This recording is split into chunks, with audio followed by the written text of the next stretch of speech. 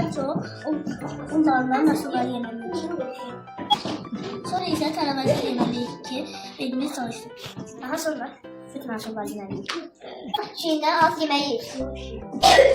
Yıllarda boşqabımız belə olmalıdır.